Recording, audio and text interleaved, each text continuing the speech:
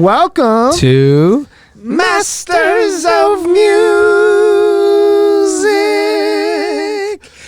Podcast.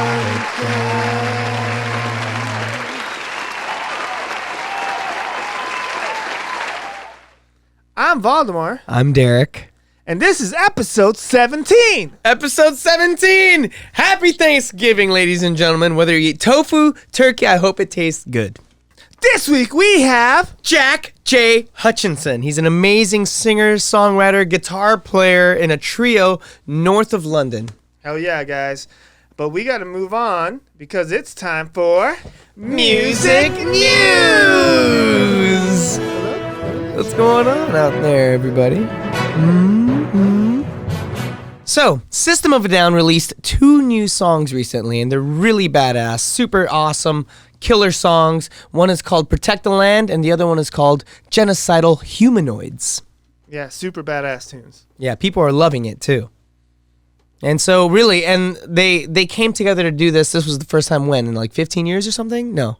Yeah, so this is the first time they kind of gotten together since like 2005, 2006, since like Mesmerize. Yeah. There's everybody loves the songs, but there's like a miscommunication between what the songs mean and what the people are taking away from it. I think so. Yeah, if you go on the songs on YouTube, people are really, really positive, which is cool for the band in certain ways, but it's not cool at all for the meaning of the song. The song's about what's going on right now in the Kingdom of Armenia. There's a war going on in the Kingdom of Armenia right now in the one of the provinces. A bunch of aggression and war crimes are being committed by Azerbaijan and Turkey. So the whole point of System coming together was to raise more awareness, because this is nowhere in the media and you can't really see it too much on Instagram, and this is like, the whole purpose. But people on YouTube are kind of like, this song's amazing. 2020 is amazing again. Yay, thanks for releasing new music, but they're not really getting the point. Yeah, they're just like super, like the stuff that you read on there, it's like they're deaf to what the lyrics are saying. Yeah. And they're not paying attention to what's going on. We love System and they love System, but take what the songs are doing and try to help out. We're going to link down below the video of System of a Down speaking about the songs and why they came back. It's called Speaking Out for, how do you say it? Artsakh. It's the 10th province of the Kingdom of Armenia. Yeah, so we're going to link that right below. Just check it out, guys. It's like, I don't know too much about this, but I know that it's Thanksgiving and we're thankful for what we have. But let's try to see if we can help anybody else out. There's a bunch of different injustices going on in the world. This is one of them. And even though they might not be, might be your people or anything like this, they still deserve to be seen and helped. So just take a look at it at least, and yes. if you can share it. Yeah, please share it. It's only 6 minutes, and it goes by like that because these guys are like they're the most brilliant musicians, one of the most brilliant groups ever. So, and Serge, the singer, talks about how like, this is just crazy how a war is happening during COVID, out of all times, like it has to happen now. Like, what's this about? Yeah, like what kind of person will start war during this time? Yeah, like, there's already it's such a pandemic. Like, we just need to survive, and now you're, taking advantage of it. Taking advantage, exactly. Yeah. So Speaking Out for Artsakh is the video that we'll link below, and it's all 4 members talking about how they put everything away to get together to do this. Yeah, so just, guys, just take a look at the link below and share it and just post it on your sites and just help bring awareness. The least we can do is at least listen and pay attention to what they are saying. Yeah, read the lyrics too, Yeah, man. But we got to move on now because it's time for Jack J Hutchinson!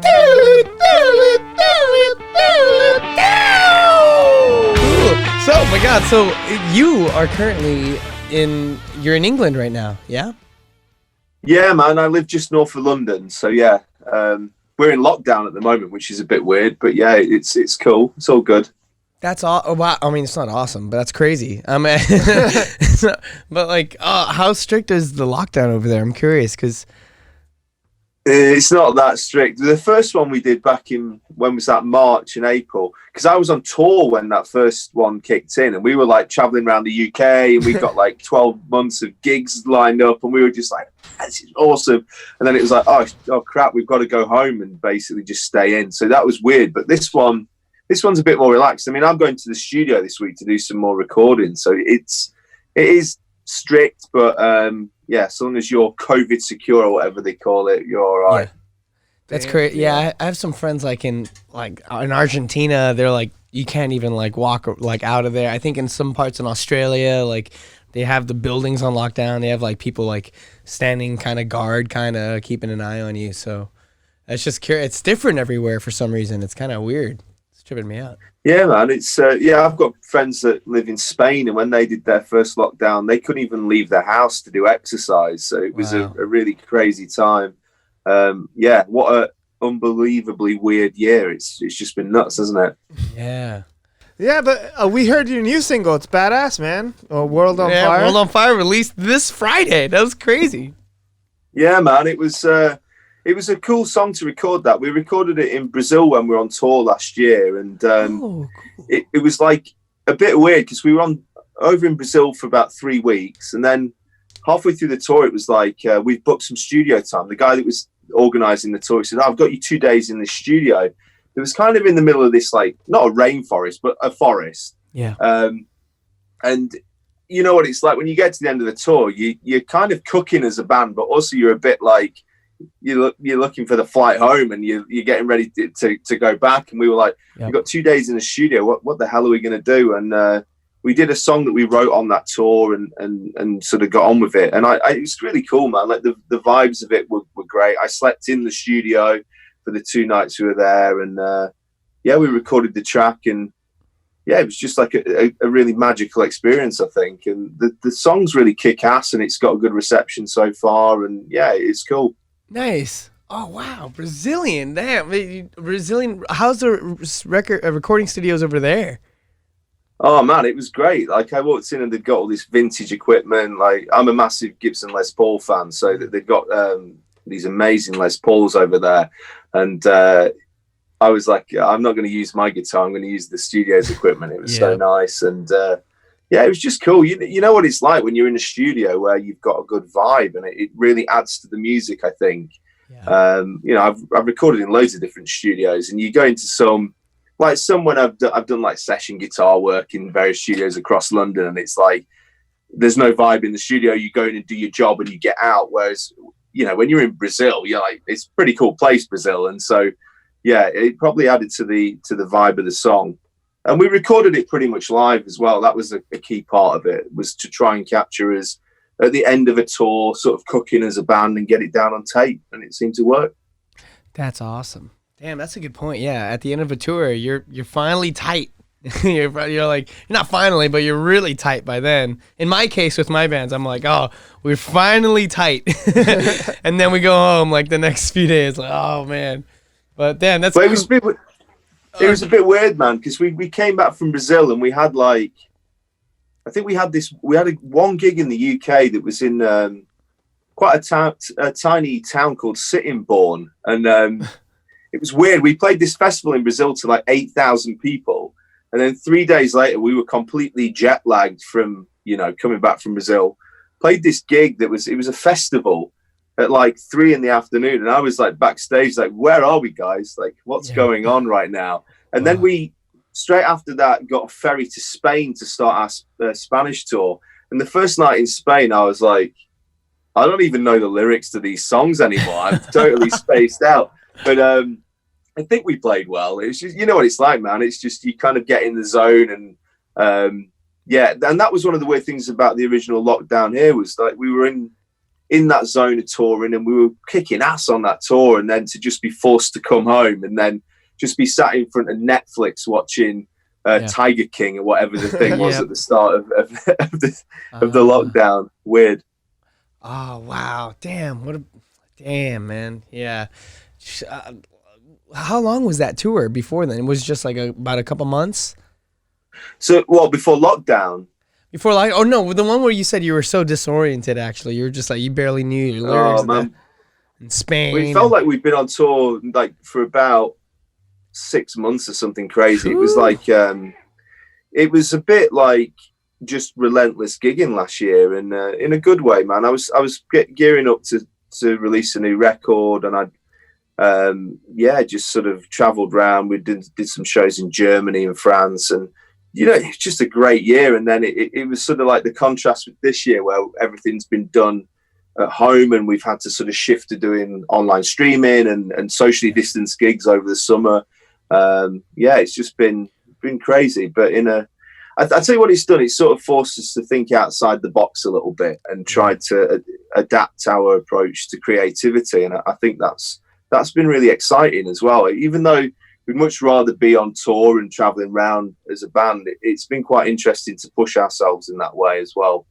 Yeah, musicians really got that opportunity the most, I think, like, or any form of artists. I think we all had to just be like, oh, what do we do now? Like, how do we, a lot of people are essential workers. Some people can, I don't know, but that was definitely. That's so cool, man. That's cool. So, and then now you're back in the studio. You're gonna like record some new stuff. That's insane. Yeah, man. We're at this place down in Devon called Momentum Studios, and it's where Chris Barris from he's on the Mascot label as well. He recorded his last album. Supersonic Blues Machine as well, singer, current. Yeah. You interviewed Fab, didn't you, last week or a couple of weeks ago? We did. We did. And like, I played a couple songs at Fabrizio, and I've known him for a while and stuff. He's like a great friend. Yeah. Yeah, he's a cool dude, man. I think I've only met him once, maybe. But yeah, quality musician, great guy as well. Oh yeah, absolutely. Yeah. Yeah. That's cool. So you're up in Devon with like Firekind and like freaking. Do you know Firekind? Wait, probably. Kind of. It's weird because I was supposed to be doing a gig with Firekind about 3 years ago, and it was for Wes's. He maybe doesn't want me to say this, but it was for his 40th birthday. He looks younger than he is, I think. But we were supposed to be doing this show for him that was like a bit of a surprise party and this sort of thing. But we had like one of the worst storms in living memory in the UK, and basically everybody got snowed in, and it got cancelled. So I didn't do this show with Firekind, but I'm hoping like next year, when hopefully things go back to normal, we'll maybe pick it up and do some shows together, because they seem like nice guys, and I trust Wes's opinion on people as well. He's a good judge of character, so yeah. Those dudes are fucking badass. They're super cool dudes. Yeah, and Wes is the man as well. He's so cool. But so touring in Europe must be awesome because of you're so close to everything there. It's kind of like us in the States. Like for us to go to Texas is pretty easy. It's probably except for the pond that you have to go over. Yeah. But after that, you're everywhere, man. I mean, yeah. I mean, we've sort of had this thing where we're a bit worried about what's going to happen with Brexit over here and how that's going to affect touring, because to be honest, like the main source of income for our band is going over to Europe. We do these blocks of dates in Spain and France and Germany, and it's great, and you travel around, you meet these amazing, wonderful people, that we don't want to lose that. And I think that there's a fear that there's all these rules that, to be honest, I can't get my head around about, like all these different things that you've got to pay for when you go over to Europe post Brexit, and stuff like you got to pay like 350 quid to take your guitar to Spain now and all this crap. And I just think people don't get it, and for years that sort of multicultural existence has been absolutely amazing, and I just don't want to lose that. But yeah, Spain is an incredible place to go to, and we just did a show over in France actually, which was so weird because we went over and did this festival, and we had to quarantine when we got back to the UK. So it was like Saturday night, we were playing in this theatre, which was weird in itself because everybody was sat there with masks. It looked like something out of, I don't know, it was like the Twilight Zone or something. Yeah, like Twin Peaks or the Twilight Zone, something like that. But we were rocking out on the Saturday night, and we, having beers afterwards, and like, we're in France, this feels like normality. And then on Monday morning, it was like, oh, I'm back in quarantine again. Yeah. Netflix, it's just, it is what it is. You got to adapt and try and deal with it, but really, really weird. yeah, France was cool. Have you ever played Poland?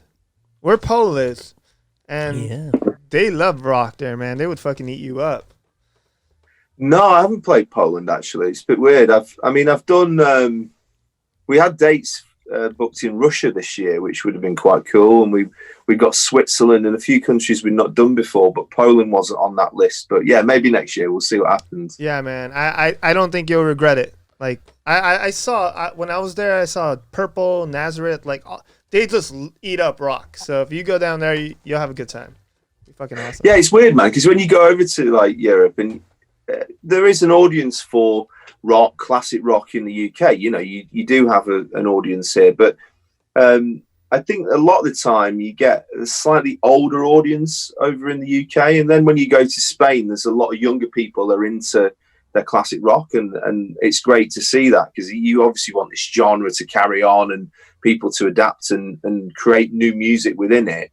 And yeah, it's kind of exciting when you go out there and there's a lot of like younger people that just really dig in rock music. And yeah, I think that's a really positive thing. Yeah, that is cool. Because in LA, I think it's kind of the same vibe, maybe in London a little bit, where where people are kind of jaded a little bit.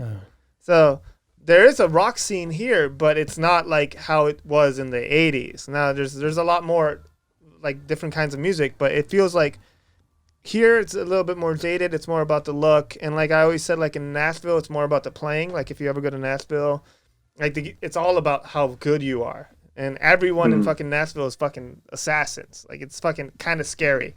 Like I lived there for like a year, and it was just like, okay, I'm the worst player that's going up tonight. Every time they're awesome, but it's kind of that jadedness in the big cities, where if you go to the smaller cities, they just eat up everything. They just love it. It's fucking crazy. When I grew up in a really small town in the north of England called Burnley, and when I was going to open mics and jam sessions when I was a teenager, I thought I was like the dog's bollocks, and I was, you know, like I was sort of getting up there and thinking, fucking yeah, everyone loves me. And then when I moved to London and started going to jams, I remember the first jam I went to in London, and this guy came up to me after I'd played, and he just came up to me and said, look, man, that was shit. And I was like, what? And I'd had like 4 or 5 years of everybody coming up to me after gigs and going, do you know what? That was absolutely incredible. And this guy was like, yeah, that was shit. And he did start, and I was just like, oh man, that was so brutal. But it did, you know, it toughens you up, that sort of experience.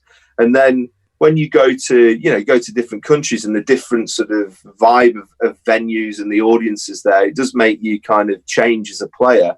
And yeah, I've got friends who've been to Nashville and said very similar things about the quality of it. It's probably why I've never gone there, because of the fear that I just get on a flight out of there crying, you know. I don't want that experience. And you said about LA's all about the look. I mean, I'd be in major trouble with that as well. So yeah, maybe I won't go to LA either. Dude, so you talked about like growing up, but how did you become you? Like, how did it all started? Even like as a baby, did you have a beard and long hair and started playing guitar? And yeah. Well, this isn't a beard. This is actually drawn on. It's yeah. I don't know, man. I was.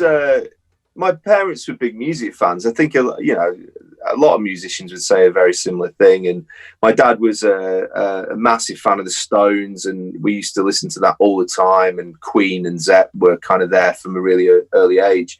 And I remember he got me a guitar for my 10th birthday, and there was probably an element of that, which was my dad wanting to kind of relive his youth through me and getting me. And initially I hated it because I just wanted to be outside playing football and hanging with my mates. And I went to like classical guitar lessons and couldn't do it for shit. I was like, oh my God, I don't like this at all. But then when I was about 12, 13, I got into Zepp and classic rock. And one of the family friends, a geezer called Andy, he gave me the Led Zeppelin box set that came out in the early 90s, the one with the sort of cornfield on it with the silhouette of the Zepp on it. And that just blew my mind. I was like, oh my God, what is that? I remember listening to Heartbreaker, and it was like somebody had punched me in the face and just gone, this is what you need to be doing. So I spent most of my teenage years, I mean, in England at that time, like nobody gave a shit about Zepp in the late 90s. It was all about bands like Oasis and Blur and that Britpop scene. Yep. And I was into classic rock, and I was like listening to Sabbath, and my friends were just like, what are you talking about? Here's Definitely Maybe. Listen to Definitely Maybe. So it kind of all evolved from that point on. And then suddenly Zepp came back into fashion in the early 2000s, and I was like, I've been saying this for the last 6-7 years, you fuckers. Yeah. But yeah. Damn. I'm gonna ask, but I'm pretty sure. Did you get to see them? You know? Yeah, like, or did you try? I saw, because they did that one show, right, in London. Was it? Yeah, man. Do you know what? My girlfriend at the time, she was working at that gig.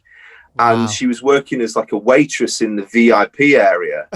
And my ex-girlfriend, she didn't like Zepp, right? And so I couldn't get a ticket, and I was like, can you not try? And she was like, I'm just a waitress at this thing. And I think she gave, it was maybe like Paul McCartney. She served Paul McCartney, and she was more fussed about that. But I was like, you tell me you watched them. And she was like, not really, no. I mean, I went out and watched a couple of minutes, but I was just not bothered. And I was just like, there was like 13 million people applied for those tickets, and she just was like, "Oh, I'm not fussed."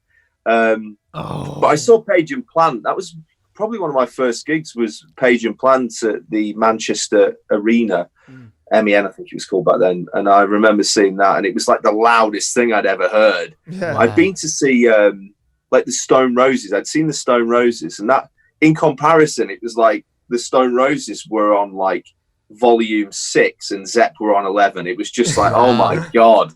And the drummer that they had at that point on that tour, the Page and Plant tour, I can't remember his name. He was absolutely phenomenal. He did the No Quarter album, I think, as well. Just brilliant stuff. So I didn't see the original Zepp, and I didn't see the reformed Zepp with Jason Bonham, but I did see Page and Plant, and I've seen Page sit in with like the Black Crowes a few times and that kind of thing. So yeah, I love that album, the Black Crowes and Page one. That one's awesome. Yeah, man, it's a great album, isn't it? They did it at the Greek, actually. Yeah, right here. Yeah, because they were supposed to go on tour with that, weren't they? And then I think it got pulled for some reason. I think he did his backing, or so. That was the story anyway. But I think, I would have absolutely loved to see the Crowes, because they're one of my favourite bands. And when they got back together in 2005 with Mark Ford and Eddie Harsh, and pretty much the classic lineup, that was just incredible. And I remember going to see him at Shepherd's Bush Empire, and that was around the time I sort of worked out what I wanted to do in terms of bands, because I'd done various bands. I was in like a metal band, I was in an indie band for a bit. I had much shorter hair. This is before I discovered booze and drugs and let myself go. But it was like the Crowes gig. I remember going into that gig, and I'd spent the whole day sat outside Shepherd's Bush Empire with my band at the time. We were just smoking weed all day, and we went in completely spaced out. And I was right on the front row, right in front of Chris Robinson. And I was just like, this is incredible. Yeah. Like, oh my God. And then I remember getting the train back up north at the end of that because we went to all 3 shows, going up north at the end of it, and just like, I've just spent 3 days completely spaced out and just witnessed what I felt. It was like, it was an awakening in me about rock and roll, and it sort of showed me a route into what I've ended up doing. And the Black Crowes for me are just such an incredible band. Like we interviewed Rob Clores, the keyboardist that played with them for a while, and he was like, yeah, man, like that he had to learn 70 or 90 songs. How many? I don't even know, just like a bunch. Yeah, he had a week to learn all of these songs. So basically, they play by the fly of whatever they want, man. They just, whatever they feel, they do it. And if you're in that band, you have to be a motherfucking badass. Yeah. To just be able to because that was a revelation to us. Like, oh yeah, learn 70 songs minimum, like, and a week, and then you can be the keyboardist or whatever. Yeah. Well, that was one of the cool things about that Shepherd's Bush Empire run, was they did 3 nights, and what was so cool about it was they did 3 nights, and I don't think they repeated a song each night. Yeah. And they didn't have a support act. They did like 3-hour sets. They probably did Remedy on all 3 nights. Yeah. But they didn't do like, I don't even think they did She Talks to Angel. It was just like they did a cover of Don't Do It. You know, obviously Otis Redding, the band that did that track. And I remember just hearing that and thinking, oh my God, I was saying to my bandmates, so we got to do this track now. Like it was just everything about it was so cool. And I met them a few years later, actually. I think it's 2013 when who'd they got in the band at that point? It was after Luther Dickinson I think he'd left at that point. They got Jackie Green on guitar, and he was great as well. And really cool guy. I met them backstage, and I had this really weird moment with Chris. It's the only time I've ever met Chris Robinson. I've met Rich a few times, and I've met Mark Ford quite a few times. He wasn't in the band, obviously, at that point. But I had a Grateful Dead plectrum in my pocket, and I was like, I'll give Chris this Grateful Dead pick. I don't know why I decided to do this. I don't know what reaction I expected Chris Robinson to have from this moment in time. I handed him this pick, and he looked at it and he went, you know what, man? I see dead people. And I was like, I didn't know how to respond. And Steve Gorman was stood like right next to him, and Steve just sort of shook his head and as in like, yeah, he's like this all the time. Yeah. Damn.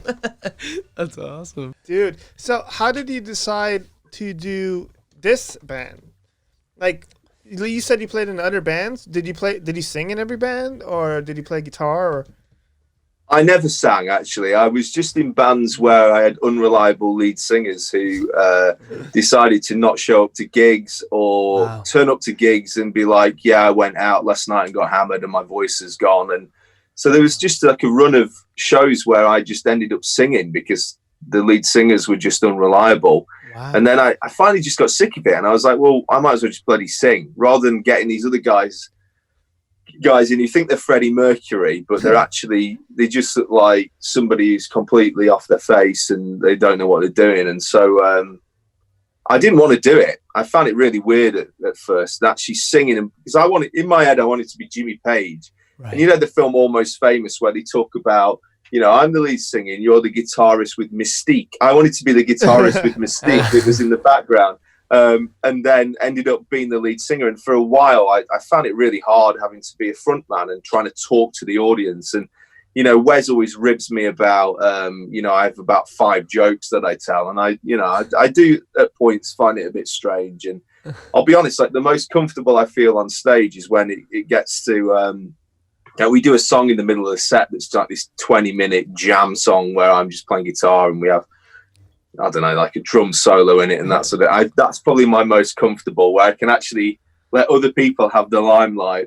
But yeah, that's kind of how it came to fruition. And the guys that I'm in a band with now, Lazarus Michaelidis, who's Greek, and my drummer Felipe Amorim, he's from Brazil. They're really cool guys, and I think that's what I needed really was 2 guys that were as driven as me. So I'd been through a lot of bands with like great guys, but people who couldn't commit to it on a sort of full-time basis. So finding those 2 was important. Right. And they put up with all my shit basically. That's what you need, isn't it? Do you remember like one of your favorite gigs that you've ever played? Was it like in the Brazil gig or any of those things?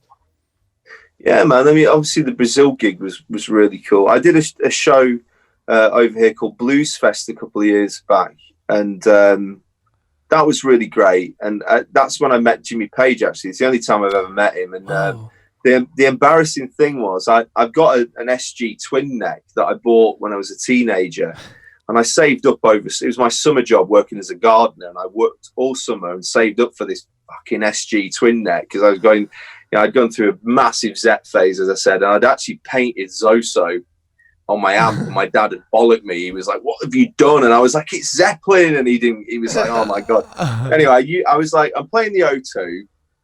I'm going to use this twin neck guitar." I didn't realize I was going to meet Jimmy Page. And then the thing that was going through my head when I met him was, I hope he didn't see me on stage with that bloody twin neck earlier, because it was just a bit like, obviously I'm playing a twin neck and it's a bit of a statement guitar. Yeah. Yeah.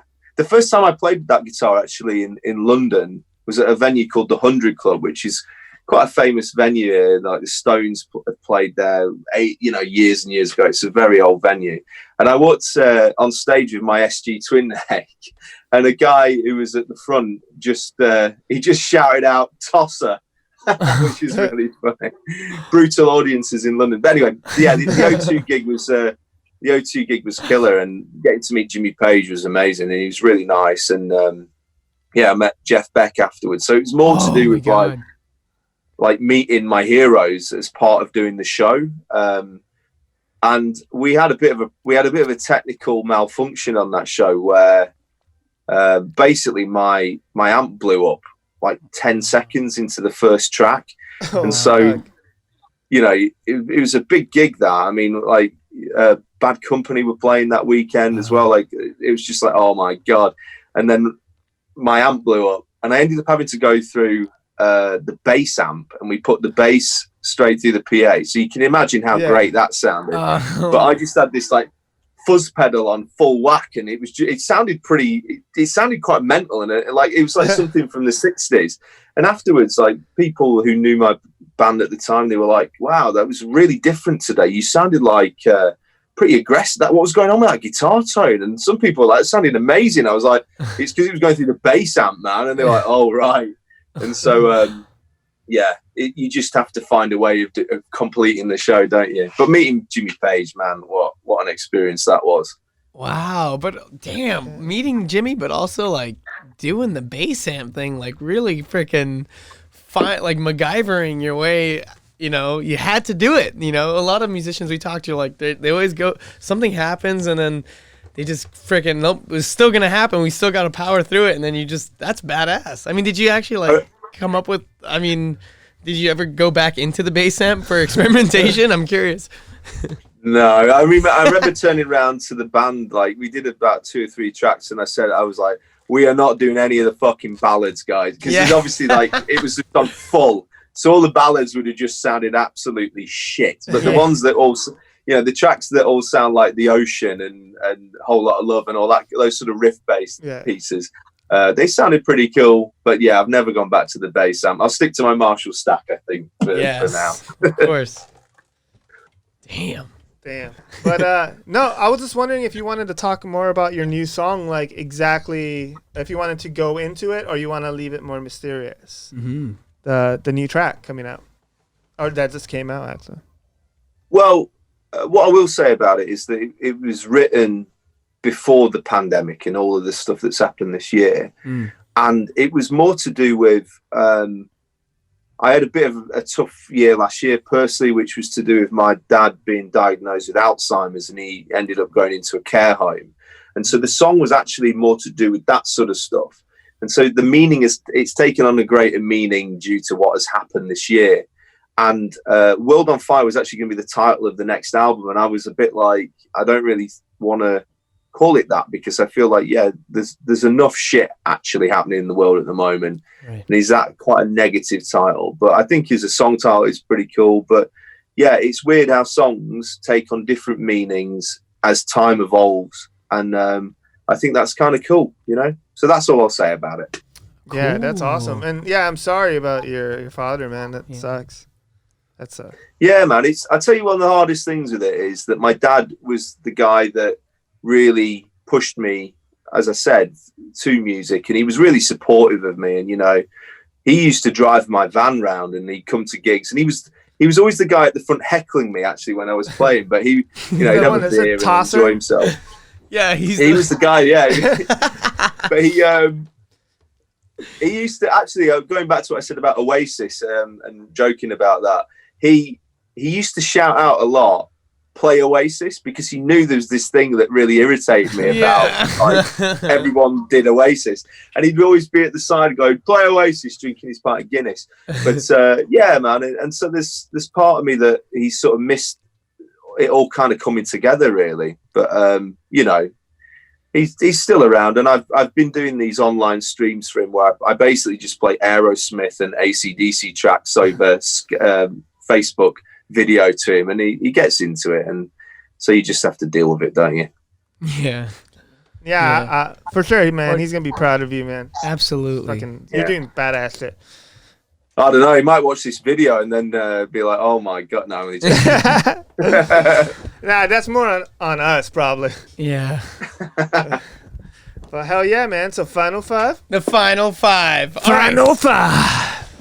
Okay. Woo! Number one. What is the most important piece of gear, secret weapon, while on tour or in the studio?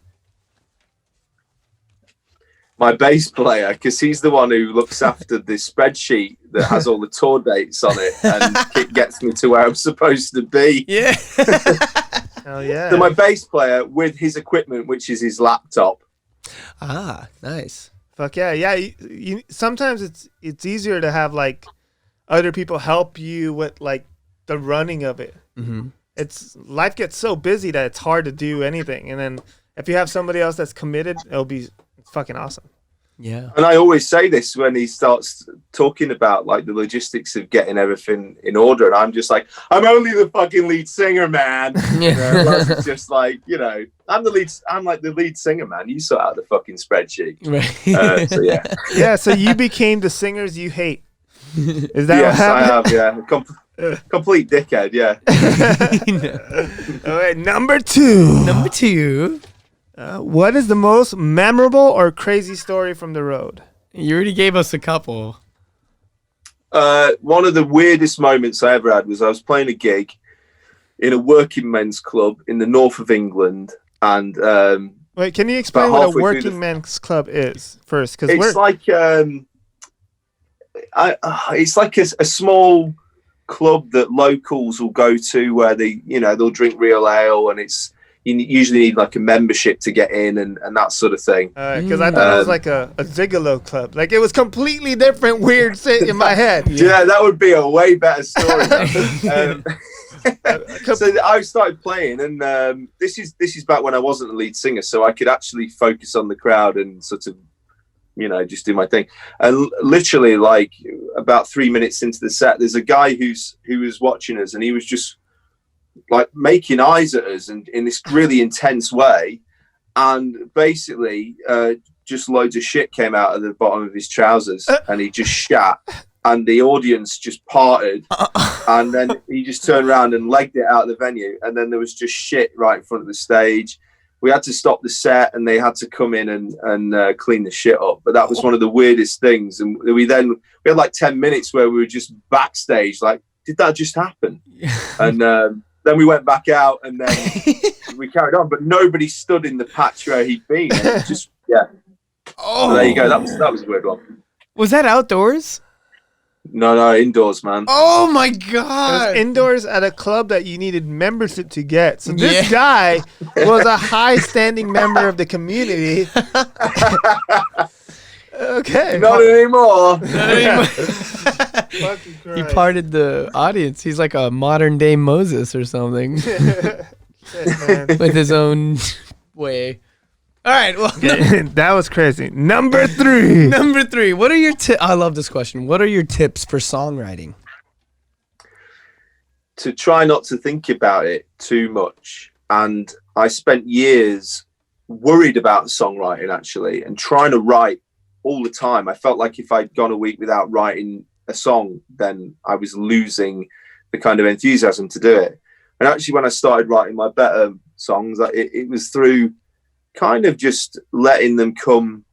It's almost like they'll find you. So I lived in Camden in North London for 5 years, and I hate going shopping. I just fucking hate going to supermarkets and doing the weekly shop. And the amount of songs I've written where I'm like walking around Sainsbury's. I don't know if you have Sainsbury's or you know what Sainsbury's is. Big supermarket, and just all these people just going nuts trying to buy like crap. And I'm walking around with my girlfriend just, I fucking hate this. But then quite frequently then get my phone out and then use the dictaphone app and then just record, just sing something in there. And then I've come up with good tunes doing that. And so it's almost like, let the songs find you and don't worry about it. And I write a lot of songs whilst watching football. So I just sit there with my acoustic, and it's because my mind's on something else, and then I'll come up with melodies. And there's a song over here that that's got a lot of radio play of mine called "I Will Follow You," which is a song about my dad, and it's a really emotional song. And I wrote that song whilst watching Manchester United getting beaten in the Champions League. So it sounds like I was sitting there thinking, "Oh, my dad, you know, all this crap's happened," and actually I was sitting there totally losing my shit watching the football, and then this other song came out. So yeah, I don't know. They're weird tips for songwriting, but it seems to work for me anyway. Damn, yeah, that's crazy because how you get emotional with sports, and you can use that into the music, even though you might not be thinking about it. And then later on, you're like, you just change the lyrics instead of Manchester, I will follow you. You change the lyrics. Right. I think it was also because I used to watch the team with my dad, so that probably kind of seeps into it. But I've written songs like on trains. Like a lot of musicians, you write songs in hotel rooms. They seem to come out a lot on tour because you're playing so much, and you're kind of feeding off the energy of the gigs and the audiences, and also your fellow bandmates. So they come out in very strange places. So yeah, it's all good though. Hell yeah, man. That's awesome. That's the like Keith Richards says, he's just a vessel, it comes from somewhere, and he just, he's just like the antenna that puts it on paper. That's all he is. That's really cool. It's no thinking really involved. You just feel it. That's awesome. I've just finished Keith Richards' biography. I'd never read it before, and I just finished it, and it's so funny. Like some of the stories about him on tour, and him and yeah, it's in the first chapter actually, isn't it? Where he's on tour and they get pulled over and they get arrested or something. And he's got loads of coke in his hat, and he's like trying to flush the coke down the toilet in the police station, trying to get rid of it and all this stuff. And you think, man, he's the epitome of rock and roll, isn't he, Keith Richards? So he's a vessel for this stuff, but he's a much finer vessel than I am. Let's put it that way. And then all of us, man. He's an inspiration for pirates, like that guy. Yeah, that's right. Yeah, Captain Teague. He plays Captain Teague in the 3rd and 4th movie. Yeah. Yeah, and they have to clean him up. They're like, okay, you act less of a pirate, you asshole. Yeah, he was actually like drunk when he filmed that, and Gore Verbinski, the director, was like, oh man, like why, like you're drunk right now, like why are you drunk? And he said something like, if you want a clean actor, you're looking at the wrong mate. he's like, I'm like drunk no matter what. So like, but now he's cleaned up. But when he did that, like 2006, he was just like had whiskey, a whole bottle of whiskey before. It was crazy. Fucking crazy. Fucking nuts. Okay, number 4. Number 4. What is your favorite technique or lick that has helped your playing? Yeah. I think the main licks that I sort of got hooked on, and still I just use all the fucking time still, was when I learned Since I've Been Loving You, the Zep tune from Zep 3, and that guitar solo. I remember I think it was my 16th birthday, right? And I'd been on an art trip to London from Burnley, and there was this girl that I really liked at school, and I was writing songs about her all the time, but I was super shy when I was at school and college, and I never had the courage to ask girls out really. And I thought that my guitar would be enough. I'm not sure it was. But anyway, we came back from London, and she'd sort of copped off with this other guy on the school trip, and I was devastated. And it was my birthday the next day, and I got in about midnight, and my mum said, I think she could tell I was a bit down in the dumps. Anyway, she gave me this present, which was Song Remains the Same on VHS. Wow. And I have that. I watched it at like 1 a.m, and feeling a bit sorry for myself, but watching it and just being blown away. But I'd never seen it before. And when they performed Since I've Been Loving You, I just was like, oh my God. And so then spent weeks learning strangely not learning the solo from the actual album, but the version from Song Remains the Same. Mm-hmm. And so that album, it just really influenced me. And I'd use those licks, and I usually warm up with that track before shows. And so, yeah, most of my guitar solos have some of the licks from Song Remains the Same. So there you go. I wonder if you edited all your guitar solos, it would be "Song Remains the Same." Just cut them and then Yeah, it's like that Pink Floyd and what is it called? That one movie when you mix them. Oh yeah, Wizard of Oz. Wizard of Oz. Yeah, just like fucking Yeah. perfect fit. Damn. Oh, wow. It'd be like the horror version of Song Remains the Same, though, if you edited all my guitar solos together. No, I remember learning Since I've Been Loving You. That was one of my favorites. Yeah. Like blues based. That song and Red House from Hendrix. Those are like my blues babies. Like I was like, yeah, but I was complete rock dude learning like blues through them. Yeah. I've got a horrible thing with Red House, actually. I ran a blues jam in central London in Soho for about 3 years.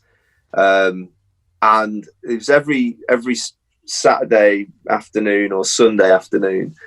And the amount of people that came in and tried to play Red House. And it was like, when I first started doing it, it was like, oh, a joke. It's like, oh, someone's doing Red House again. And then after about 2 years, I was like, here we fucking go. Red House. Or it would be all along the Watchtower. And it'd be like, those first chords would kick in. I'd be like, fucking hellfire, here we go again. Oh, no. And so I became this jaded jam master. It was like, as soon as you hear dun, dun, dun, dun, it's like, get off. Not having that. You're not doing all along the Watchtower. Damn. That Damn. is a revelation because I was like, someone has to start a blues jam back in LA. There was one a while ago, but they have to do it because Derek's always going to, there's the rock jams at the Whiskey and the Viper Room. Yeah. But be like, Sorry, go ahead. oh, okay. Derek's like muting me because he hates what I say. No, my dog is barking, so I'm muting my condenser. Sorry, go ahead. All right. No, but what do you call it? Like I'm always thinking like someone should start a blues thing. I was like, maybe I should like hit up like one of the clubs, Silver Lake Lounge or something, like a small blues jam. But now you just made me decide not to fucking do it. Like it would suck to hear that over and over again. Yeah. Especially, I may be being slightly judgmental. Like, you know, some of the people that used to come down to that jam were ace. You know, one of my favourite stories from that place was there was one week where this geezer came in, and there's a lot of young guys go down to this jam, and they're all kind of like hanging out, acting cool, and you know, like they're God's gift to music. And this geezer comes in, and he's like, you know, he's not old, but he's a bit older than everybody else. And he gets up, and what you get is like the younger guys thinking, oh, fucking hell, we're lumbered with this old geezer on stage of us. And he starts playing, and it's like the best like slide you've ever heard. And everybody's like, this guy's pretty fucking good. And we're at the back, like watching this guy, and it's like, that's Jeremy Spencer from Fleetwood Mac. Yeah. And he just come in. God. And he's just jamming, and he's just like, these guys have no fucking idea who this guy is. Wow. And Jeremy Spencer just like plays, then fucks off after his set, and it's like, you know who you just played with? It's Jeremy Spencer. It's like that sort of thing. I find, you know, there's another week where we had Amy Winehouse come in, and she just came up, did her vocals, and was just phenomenal. You know, so there were some amazing performers used to come down. So yeah. Wow. She didn't do Red House though. If she did, you would be like, get off! Come on, Amy! Get out of here! Mute her mic. Just Jesus Christ. Okay, the last question. Number 5. Number 5. All right. What is the best advice you would give a person looking to do what you do? Get a haircut. No, I don't know. It's funny because I've worked with different you know, labels in the past where that conversation has come up, and the more people have told me to cut my hair, the longer and longer it's got. So yeah, I don't know, one piece of advice,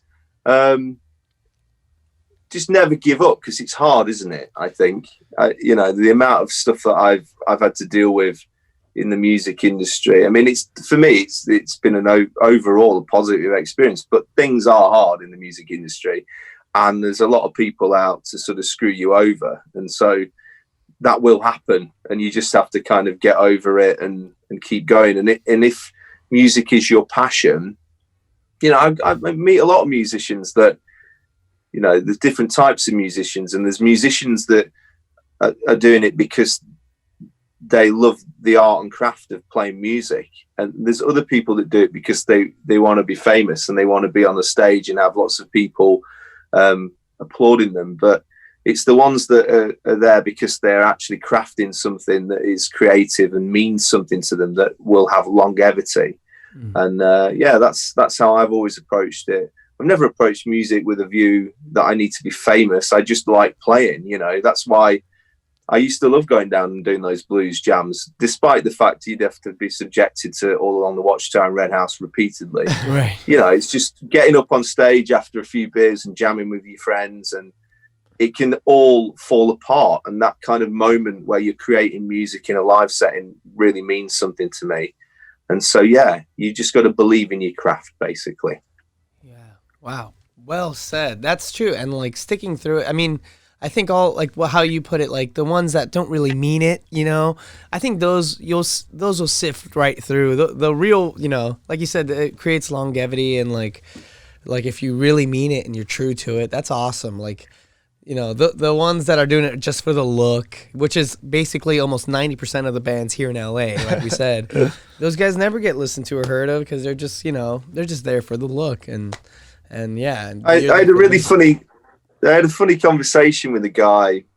It's about 10 years ago, and I'd auditioned for this band, and you know, it was a really well paid job. So it was kind of like the reason I did it was, you know, to just basically pay the bills.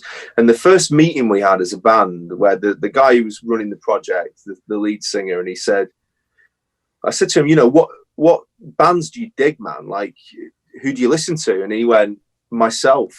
And I said, what do you mean? And he said, I'm the best musician that I've ever come across, so why would I listen to anybody else? Whoa. And I just thought, fucking hell. I think I lasted about 3 weeks in that band and left because this guy was just as I mentioned earlier on, the amazing musicians I've met over the years, like, you know, I talked about Jimmy Page, Jeff Beck, Rich Robinson, man, like really cool guy, Mark Ford, those sorts of guys, where they're the real deal. Like, and well, not that I know Rich on a personal basis, but man, like this. And then he said, oh, what do you listen to? And I was just like, fucking everything, man. I listen to Nick Drake, John Coltrane, like Zepp, you know, Sabbath, everything. Like, how can you just listen to your own material? Right. And so I said to him, like, you know, what are you in this for? And he said, I'm in this to be famous. And I thought that was one of the strangest things I'd ever heard. I just like to be open about that. I mean, credit to him, he was open about it and said that was the reason he was doing it. But he's never been famous for music, and I've never heard from him since. I'm assuming he doesn't make any music anymore. So yeah, different sorts of people, I suppose. Wow. Yeah, we were even talking about how Elton doesn't even listen to any of his music at all. Elton John, like, I'm not listening to that at all, dude. Yeah. Yeah. There's like a few people that can probably say that, but they won't most of the time. Those are like the people that are that good, like Prince or fucking Steve Vai, you know? Yeah. Like, well, yeah, Prince said it like only because he's writing. He's just like, oh, I'm not listening to anyone right now just because I'm writing. You know, I'm trying not to get too influenced. But of course, he loves all the greats and stuff. But Elton also said, I don't listen to myself. I'm more into like what's coming out next or who's performing right now. He's really into the modern time. He's like, I want to hear these new guys because, you know, I had my moment. So I kind of want to hear, not he had his moment. He's just like, he just wants to hear what's coming up right now, which is cool. Yeah, like Bowie when he worked with Trent, right? Oh yeah, with Trent Reznor, they did like "I'm Afraid of Americans" and all. I'm Afraid of Americans. Is that your guys' what is it? Anthem, national anthem? I'm just asking. Like, is that's America's national anthem now. We're afraid of. I got a funny story about Bowie actually, because my uncle was in Bowie's band for a while. What? Jack Hutchinson. Yeah, so he that's kind of like my family's original roots into kind of rock and roll. But he played on quite a few tours with Bowie and stuff. But it's funny when you ask John about Bowie, and because obviously when you're, you know, you got a relative who's played with David Bowie, you kind of, whenever you see him at family dudes, you just want to be like, so tell me more about David Bowie. You know, he's a bit like, oh, it was cool. Like, and it's like those, I love those sorts of people, right? Yeah. So this guy who's like, I'm going to be a rock, I don't listen to anybody else. I just listen to myself. I'm going to be famous. And then my uncle, who actually did something in the fucking music world, and he's just like, yeah, it was just David to me, man. It's just cool. Yeah. It's like, yeah, tell me more, man. Yeah, please. Yeah, that's so crazy. And then you read into it, like, he's just David. What? Like, trying to find an answer. Yeah, but awesome. Yeah, that's awesome. Thanks, man. That's fucking amazing. Thanks, Jack, man. This is amazing. That was badass. Thank you, Jack Hutchinson. That was really insightful. I'm so glad to have spoken with you. It's such a blast. Yeah, guys, and check out his new song. Links are below for the Spotify and everything. It's badass. Yes, World on Fire was released Friday the 13th of November. Yeah, so check it out. And also, everyone check out the link below for the System of a Down video. Yes, please. It's Thanksgiving. Let's be thankful for what we have, but also let's try to spread awareness for what people don't have or what they're going through right now. Yeah, and also, guys, please like and subscribe so we can actually help out the artists that we are talking to, and also the things that we are talking about, like the Armenian genocide. We want to be able to bring awareness with what we are doing. So, yes. Hey, guys, thanks for... Bye. Happy Bye. Thanksgiving. Happy Thanksgiving.